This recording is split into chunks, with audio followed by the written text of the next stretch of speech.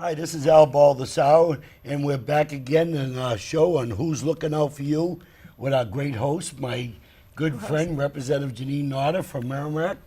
Hello, Al. Jeanine, how you been? Oh, great. How about you? I can't complain. The sun, I was out in the boat. I wasn't out running like you. You know how many miles now? Okay. You've been keeping it up? We're taping this on the last day of July. Yes. And I just reached 170 miles for the month, which is the most miles I've ever run in a month. My previous PR was 162 miles that I got on the 31st of May to beat my 161 miles that I got in January. So my yearly total is 1,995. That's awesome. So I got the calculator out and I said, okay, I've got 5 months left in the year. So I want to hit 2,000 miles. So I just punched in 900 divided by 5. I came up with 180. And so I thought, so 180 divided by 4, I only have to run 25 miles a week. Well, for all them people out there that are physically fit and enjoy running and putting pain in your body, because I did it for 22 years, contact Jeanine Notter there. I'm sure she'll run the marathon with you. But anyway, you brought in a special guest today, I understand? I did. You want to hear something funny? What's that? Say something. Great to meet you. Not that funny, but it's true. Oh, Great welcome. to meet you. Welcome. Hi, Eric. This is Eric Golub. Eric is a comedian and the author of this big stack of books. So I've known him for years. I've known him seen him at different events. Last time he was in New Hampshire, he was on my show in Merrimack. I actually, you put on a little show for us at Representative Jason Osborne, that's right. He was at Yes, you brought that him party. over there. Yeah. And he did his little comedy routine. I mean, we got right there, 5 books? What made you write 5? You must be multi-millionaire then, writing 5 books. I'm a single guy who likes to date pretty women. They'll suck the money like a Hoover. Oh, is that what it is? Bottom line is I thought there was a vacuum, and nature abhors a vacuum. There's a bunch of liberal comedians out there, and I felt, where are the conservative comedians? And so I was never one of these entertainment industry guys who one day became political. I'm just a political animal who happens to have a comedic bent. And so I started entertaining at Republican Women's Federated, Tea Party, et cetera, et cetera. Next thing I know, I'm on the road 300 days a year. And it really was capitalism that had me write the books, because I said to one of my friends, a good Republican, I said, what about the groups? I said, because the Reagan-Lincoln dinners pay good money, but what about the groups that don't have money to pay large speaking fees? He said, you make your money on book sales. I said, I don't have a book. He said, well, write one. I said, I don't want to. He said, you won't make money. I said, yeah, I'm an author. Wow. So the first book I got right here. I mean, it says this was Tiger. the first one, That Tiger was the Express. first one. So they're all Tiger Express. Right. So you want to hear a funny story? Remember last year when I went to the biennium convention of the National Federation of Republican Women that was in Philadelphia?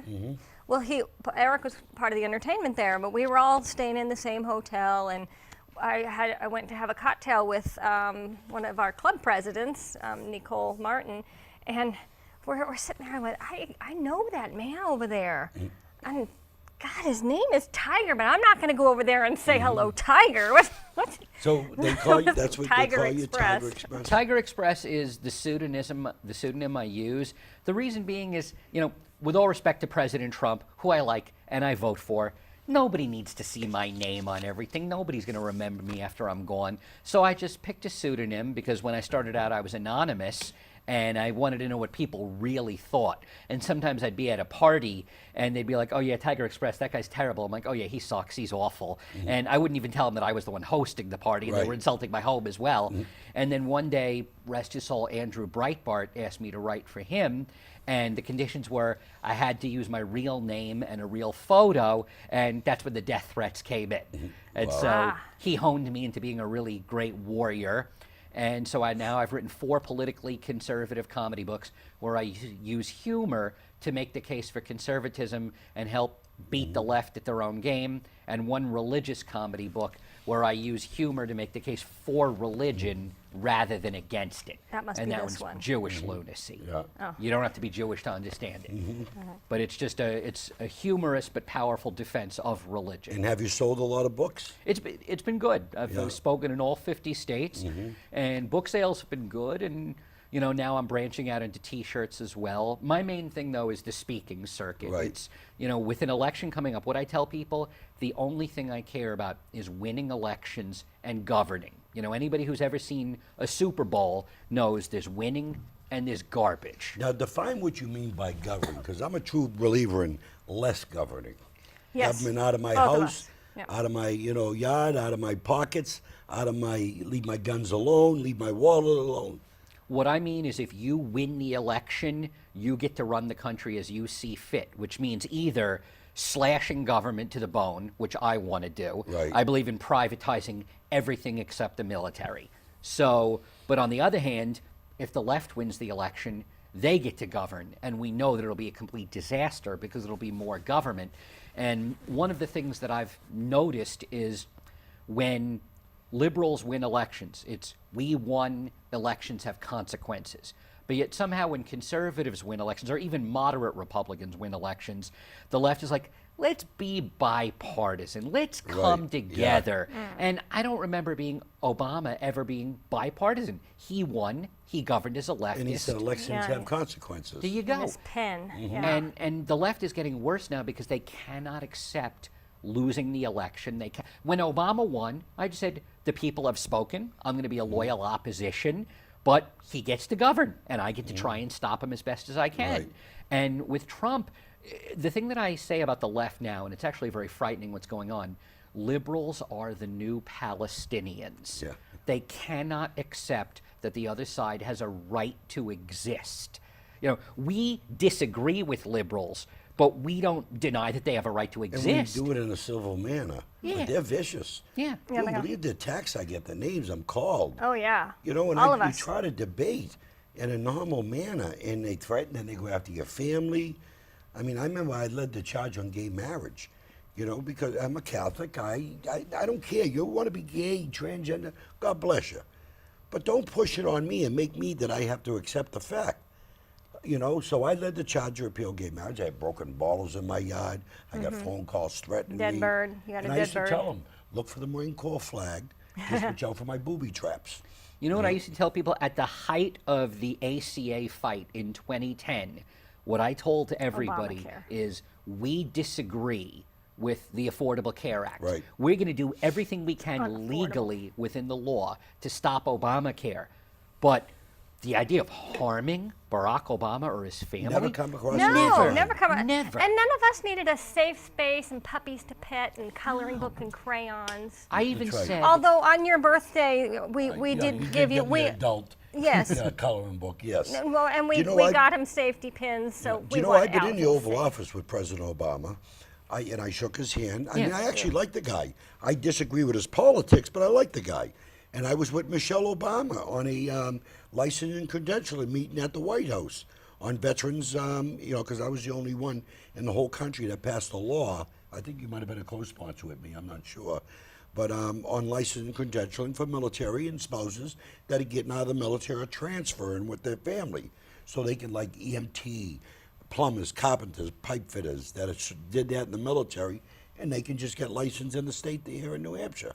well, we've seen two examples of behavior towards Trump people that we would never do with Obama. For instance, you know, Sarah Sanders and the Red Hen Yeah. restaurant. Now, if I owned a restaurant and Barack Obama and his party walked into my establishment, I would get my staff together and I would say, you will treat these people with the utmost of That's right, graciousness. yes. And if anybody is rude to this man, you will be fired. And the second is if President Obama called me up and invited me to the White House, I would not go there to give him a piece of my mind Right. because I'm probably not being invited there for politics. If I was there for a sports championship, I'd say, thank you, Mr. President. My rule is if your president calls you, you come. And if Right. not, you better have, And you respect the you house. better the have a good people's house. reason. Am I a bad person? Because I saw him once, but I was holding a Romney sign. But that's okay. You're allowed to hold a Romney Yeah, sign. he came to Merrimack, and I'm like, You're a bad, bad person. yeah, the Secret Service came over and had to ask me a few questions. So tell us now. So when you stand up in front of people at a party, how do you start off? I mean, what do you do so people see what you actually? Well, the you first know? thing I tell them is it's just so great to be around normal people. Yeah. Because I live in Los Angeles. I'm We're like a bunch of normal? leftist basket cases. I've been known to be normal once or twice. You absolutely are. Yeah. And so what I explain to them is that they're not hated as conservatives because of anything they say or do. They're hated because you are. You exist. In the same way the Palestinians hate the Jews, too many liberals in this country just despise conservatives because they can't handle that somebody could disagree with them, and they can't handle that millions and millions of people disagree with them. And, you know, and if you look, for instance, now they're in what I call a downward spiral on the left because nobody cares about Russia collusion. Nobody cares about Stormy Daniels. That's right. Nobody cares about any of that stuff. They don't care about Trump's IRS They filings. don't care. And the thing is that Trump did something that a supposedly educated woman like Hillary Clinton was not able to do. Trump knew where Wisconsin was on a map. Right. And he visited these people. He cracked the blue wall. And, you know, how many people out there, I always ask people, how many people do you know that said, well, I knew Hillary Clinton was a lying criminal, but I was going to vote for her anyway until Vladimir Putin told me not to. Yeah, This is the I number. haven't come across one person. Yeah. No, Yeah. me neither. Yeah. No, but she scared me to death. I mean, I wouldn't be able to sleep at night. I wouldn't need a safe space and puppies to pet and some coloring book and crayons, but I would not sleep well. You know, at I night was if she with were in the President White Trump House. all over the country. And Yeah. I gave speeches just before he came on. Yeah. Sometimes I introduced him. Sometimes he called me. I was on the stage with him, you know, in different areas. Oh, yeah, that he calls man out- is no he calls different his than name us out. sitting right here. The only difference I've seen with him, and I've met Bush, I've met Reagan, I've served 5 presidents. He is more down to earth. Like we're having a conversation here. Mm-hmm. That's how this guy is. Well, the hard hats You know? love him. Yeah, They they don't do. see him as a billionaire. They Right. see him as, you know, they could curse, he could curse. Right. You know, Yep. because the thing is, he could go up to them, and if they tell him the raw materials cost 8%, he could say, no, you blankety blank, it's 4%. Right. And then they'll look back at him and say, no, you're being a blankety blank. We were lying. It was really 6%. Right, yeah. You know, and then the deal gets done. Oh, And so- without a doubt. he knows how to actually do things because he's worked for a living. Right. You know, a friend of mine had a great analogy for 2016. My buddy Eric Provaznik, he said that the 2016 election was like Caddyshack. You look at Trump, he's the Rodney Dangerfield guy. He's crude, he's rude, he's crass, he's brash. He gets the job done. I But don't care. Hillary Clinton is this uptight Ted Knight character who's like, well, I had to kill him. I owed it to him. Right. And you're thinking, okay, so Trump may be a barbarian, but do you really want the Ted Knight character to win? In the end, the Caddyshack, you find you're rooting for Rodney Right. Dangerfield.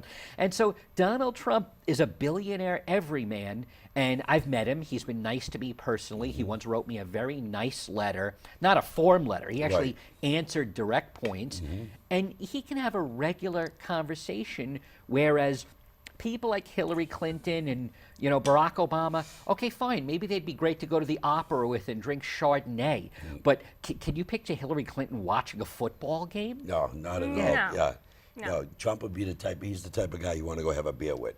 Even though he doesn't drink. You want No, to but go every event and I've hang been out. to with the president, Trump, before he was in office and after, if Al's in the audience, he points him out and says, oh, there's my good friend Al Baldessaro. Yeah, there's Al the vet. Yeah, there's Al the vet. I was actually the only person when he won New Hampshire that he called up to the stage in the primary.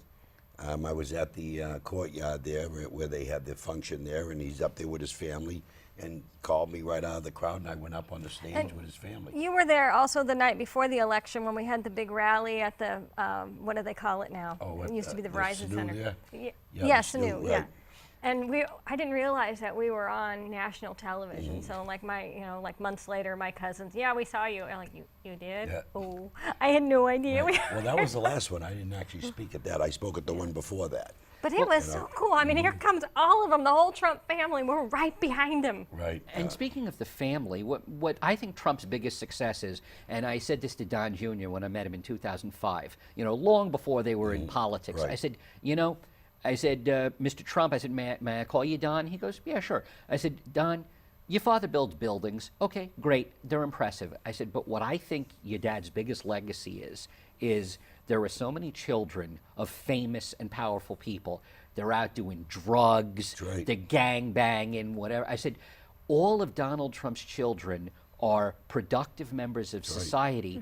I said, and you cannot separate that. I said, your mother and father managed to stay in this spotlight, and yet you kids all grew up normal. And Don Jr., he was really touched by that. And he said, what's funny? He says, I'm a 30-year-old man. He goes, my friends are out at the club right now. He goes, Right. I'd love to join them, but I got a newborn baby. It's 9 o'clock. It's past my bedtime. right. I got to go home. I got to get up at 6 a.m. to work. I've heard him say that. Yeah. Yeah. And he's so down to earth, and his kids are all down to earth, and and I'm not putting down others, but when you have Joe Biden, who 2 of his kids are into drugs Right, and crime, lecturing Oh, Donald and his niece Trump. voted in New Hampshire, even though she doesn't live here. Yeah, when you have Al Gore getting Right, his yeah. kid wrapping a car around a tree, and I'm thinking, before you attack Donald Trump, get your own house in Right. order. You ain't kidding. And I'm not saying that if kids do bad things, it's always the parents' fault. But I think if you have 5 or 6 kids and they're all good kids, whether it's Jeanine Notter Right. or Donald Trump, you probably did something right. Right. And I'd like to see, people. I was able to look at Barack Obama and say, I think he's wrong about everything, but he seems to be a good husband and a good father. The left just can't bring it to themselves to say anything nice out of fear that Trump will get the credit. Well, what do you think of this new term there that they're using, a psychiatrist? Trump derangement, I think it's called. I didn't read the article, but I saw the where they're going headline. in to see psychiatrists and Oh, being yeah. It's an treated. actual problem. It was an Right. original psychiatrist who came up with it. It started as Bush derangement syndrome. Rest his soul, Dr. Charles Krauthammer, who coined that term, and he called it that because it was not anything Bush did, but it was the very existence. And the thing is that I know what the left is going to say before they even say it. I'm the son of a Holocaust survivor. So my family knows what real Nazis are. Right. And I have to explain to them that Donald Trump was not even born then. He does not have a mustache. He does not speak German. That's right. His daughter is Jewish. In fact, there's a joke going around now for whenever they call, Trump a Nazi. I say, what does Donald Trump have that most liberal Jews don't have? And the answer, Jewish grandchildren. Right, yes. Yep. So, Well, when they first came out with the Russian collusion a year and a half ago, whatever, a lot of us on the campaign were joking around that we should get rid of the Russian dressing out of our house because we're going to be affiliated with the Russians. Russian. but do you know how we can debunk it? There's a way to debunk Russia totally that even allows people who dislike Trump to grudgingly accept. Here's my argument. Donald Trump, first his critics say, he's an egomaniac that has never had an unexpressed thought. Now, Donald Trump's entire life has been about publicity, letting you know what he was doing the minute he did it. So this same man who has never had an unexpressed thought and is obsessed with publicity is supposedly engaged in a secret plot. Right. What about Donald Trump says secrecy? Now, the second half of the Guy's argument. transparent. Yeah, Yeah. well, Yeah. most of the people we work with are, Right, yeah. they have no secrets either. Everything's an He- open book. Do you think Putin, who is a cold, rational, logical actor, would work with Trump, who everybody says is wildly unpredictable, and a plot working together means you can work with the That's people. right, A yes. guy like Putin would never work with Trump, and Putin wanted Hillary Clinton to win because Hillary is boring and Right, predictable. and he can control her. And if he truly did, Putin's no dummy. If he hacked in to her emails, which, by the way, we don't know that he did. We don't know that We don't because know they that. never even looked at the server. Assange You know what I mean? Yeah. says it's not a state actor, Right. and Assange has never been proven to be a liar. Right. But let's say Putin He's was saying able Rich to. Seth did. Yeah. That's what he's saying. The guy that was murdered. Yeah, but let's say if Putin was able to get Hillary Clinton's emails, he's not going to destroy her before the election. No. He's going to hold on to it and blackmail her. That's right. And then he would own her. That's right. I Yeah. agree. And it would hurt America.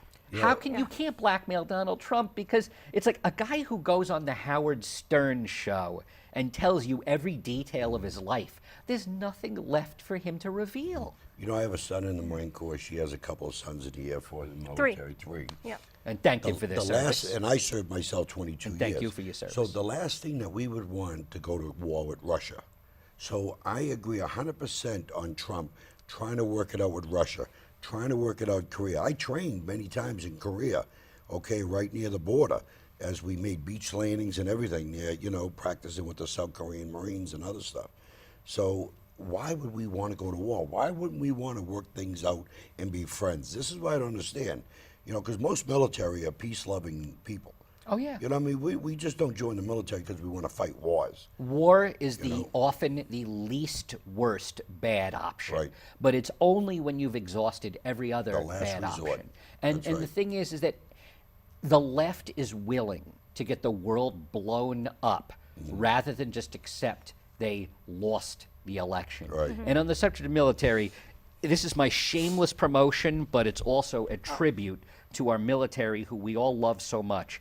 I decided designing T-shirts because books are a pain. Yeah. This is Oh, Marines, Marines Navy, and- Air Force, and Ground Troops, Army, victory gratis of Mad Dog Mattis. Victory gratis yeah. of Mad Yeah, Dog so that- Mattis. yeah, so And so this is my way of honoring the troops. Yeah, oh, that's awesome. And the great thing about having a guy in charge who's named Mad Dog, there is not a better way to keep the peace. Oh, without a because doubt. if I'm a rebel in another country and I see clips of this guy, I'm thinking, I'm taking up golf or macrame. I'm not. Right. This guy's not Macrame. bluffing. Does anybody do macrame I don't even anymore? know. That's like 70s. If Were the you choices even are born that in or the taking 70s? on Mattis, Yeah, I'll take Mad it. Dog, I'll yeah. stick my finger a few times. Well, you got, you know, you look at General Kelly. All this news about, oh, General Kelly's leaving, he's this and that. No, all he's the fake staying. news. Didn't I He's see that? staying. Yeah, just heard He that said, this oh, morning. no, I'll stay till 2020 with you, Mr. President. And that's another way we can judge Trump, by the way, because when he started out, he picked the people that he thought he was supposed to have. Right. The GOP helped him do But that. then, when he started picking his guys, and I ask people a question, if Donald Trump is so awful, the number one responsibility in this country is to keep us safe. Can you think of a better person than James Mattis to be Right. Secretary of Defense? What Trump has always been good at, and I was in management for a long time on Wall Street, Trump is not a micromanager. You know, he's been famous for saying things like, that's a question for my lawyers, or that's a question for my accountants. Whereas Barack Obama acted like he knew everything about everything. Trump says, you know what, surround myself with good people, let them do their jobs, and the one rule is don't embarrass the Right, boss. that's Because right. if you do, you have to go. Yeah, you don't micromanage, that's for sure. But the thing is he's got such good people with Nikki Haley, you know, and Mike Pompeo. You know, they try to ridicule Mike Pompeo. He was only first in his class at Yeah, West West Point. Point, What does right, he yeah. know? Yeah, you know, yeah. and then you know you've got John Bolton, America's mustache. Yeah. Yeah, Okay. we've met him. Yeah. He's been to Trump events here. has surrounded himself with the very best of That's the right. best Yep. people, and he allows, you know, the media loves to make it out like he's got a bunch of toadies around him. What Trump understands, and I learned this from my years in management, and I was always a lieutenant. I'm not qualified Right. for the boss's job. A good boss, I like that. a good boss will let you in private go toe to toe and argue with them. But when the boss cuts off debate, discussion is over. And I can't Right. tell you how many times my boss at the time would say, Eric, we're going to do it my way, and if it doesn't work out, it's on me. Or Eric, we're going to do it your way, but it's your hide on the line. Right. And you know, and then it was just settled. But when we were in public having a meeting and he spoke, I could have been arguing fiercely with him, but I would nod my head up and down until I had neck strain, because in public, you don't contradict the boss. Right. And Trump is comfortable in private. He doesn't tell. Like Obama told the military people what to do. Yeah. Whereas George W. Bush would say, okay, Tommy Franks, what do you think? Okay, David Petraeus, Right. give me a plan. Right. And Trump understands that, and he says, Well, Mattis, handle it. You know what the big thing that's making a difference in the military, why we are winning with ISIS? Rules of engagement. Oh, yeah. George Bush had rules of engagement. Okay, Obama's was even worse. Yeah. Rules of engagement, reading the rights when you capture somebody.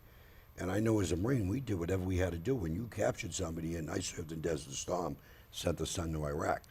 But anyways, you do whatever you got to protect your Marines. Collateral damage Yeah. is unfortunate. That's life. It should never be a deterrent. And because the way to win a war is overwhelming force. Power. You know, That's and right. that's how we Yep. ended World War II. And it was a Democrat, Harry Truman, that Mm-hmm. understood that. And you look and you say, okay, Hiroshima and Nagasaki, awful. But you right. know what? Saved millions and Millions millions of of lives. damn right Americans. And if you have a war that never ends, like Israel and the Palestinians, it's because one side, unless you have checkmate, where one side says it's hopeless, or stalemate, like Korea, where both sides say it's hopeless, but as long as both sides believe they have a chance of winning, the war is going to continue. That's right. And Trump understands that he's not there, the military's not there to be social workers. They're there to be, as Rush Limbaugh says, kill people and break That's things right. so Let we God- can have peace. Let God sort them out. Yep.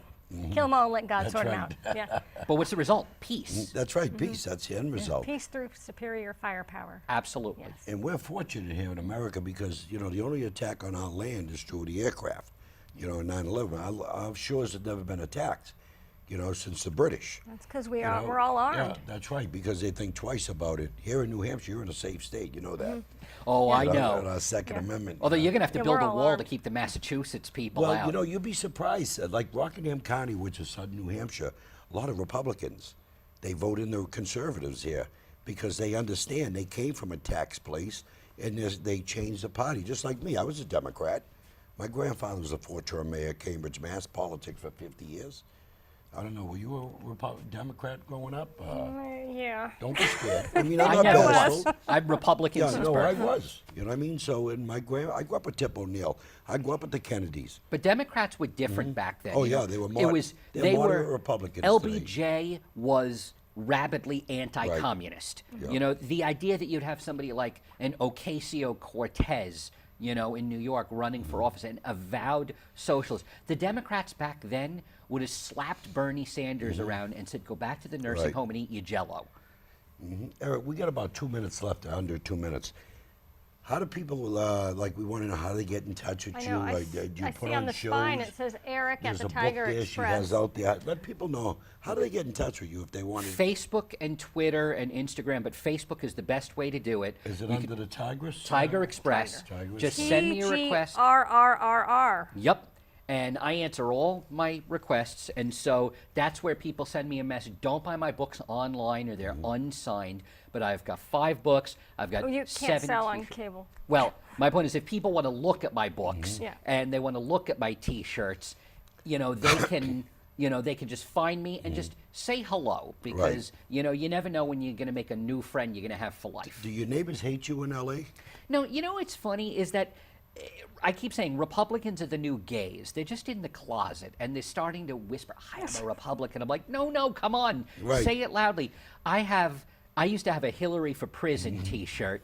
I'd wear it at LAX, and you'd be surprised how many people would come up to me and say, "I love your T-shirt." I'd say, "Buy one." They'd say, "Well, I don't want to get in trouble." I'm like, "Look at me, I'm 5'5". What are you afraid Right, of?" yeah, You you're know, a kid. and then you get on the plane, and the flight attendants are like, "Oh wait," I'm like, "Hey, I've sold T-shirts on airplanes to the flight Right. staff." Oh, that's Oh, awesome. how funny. There's a lot of Republicans. Well, it's a pleasure, seeing you again. And God bless you. You too. This was a great show. I'm sure people are going to enjoy this one here. And 5 books. He's got too much time on his hands. Yeah. But you're always welcome back to come here. And what do you think? I didn't get to say anything. No, I'm just Yeah. That's okay. Well, Yeah. once again, this is Who's Looking Out for You, and we'll be back with another episode. My good friend Jeanine Nada, hard price to pay to be one of the finest. Thank you.